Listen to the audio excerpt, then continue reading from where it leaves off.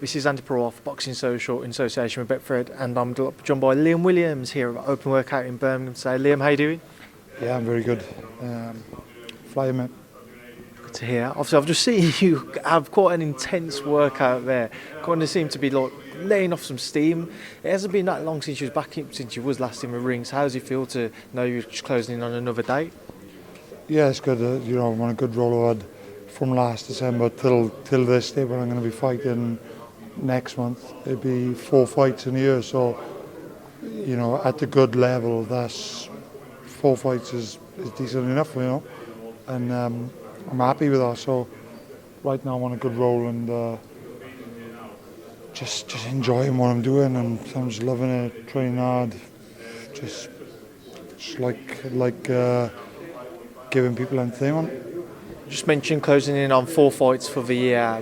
Once December 21st passes, how have you found maybe trying to have some downtime though? Because a lot of boxers can kind of overwork themselves, or I know in your case, as soon as you fought, maybe within a couple of weeks you'll be back in the gym straight away.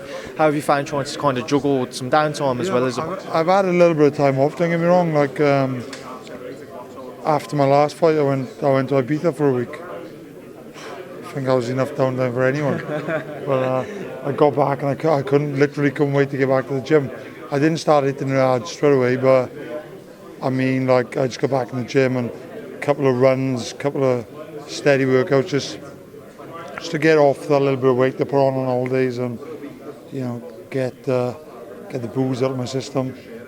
But I mean, like, if it was a case where I weren't really loving what I was doing, then I would be going over the top and doing too much. But because I'm enjoying it, it's not like I'm waking up every day and going to work. Do you know what I mean? It's not that kind of I'm waking up every day and doing something I'm enjoying and loving doing. So it don't feel like I can go over the top right now. Do you mean? Because I'm just enjoying it.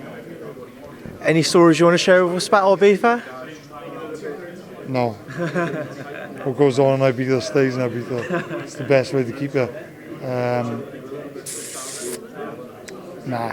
There's nothing. Everything's too intense. I can't tell you any stories. That's all right, Liam. I'm sure off camera you'll tell me a thing or two. Obviously, we're working towards December 21st, as I mentioned. No opponent announced as of yet. What have you kind of got lined up, though? What have you spoken to Frank about with regards to an opponent? We've been working on a couple of things for too long, to be honest with you.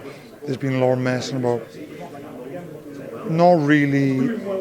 Not down to my team, but people who've been trying to make fights with them.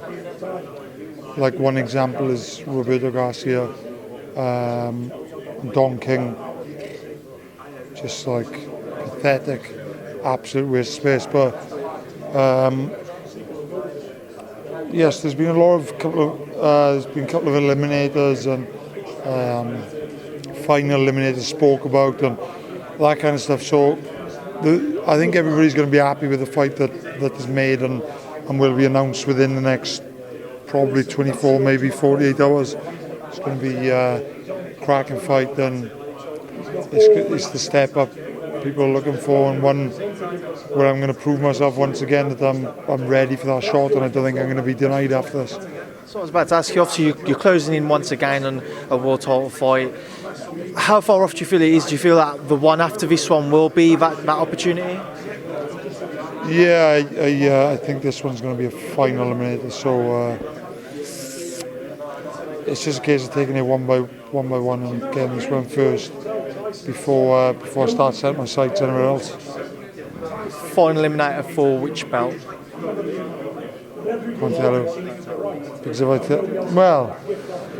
it's either going to be WBC or WBO. So it's one of the two. And to be honest, I weren't even sure myself up until like maybe yesterday or the day before.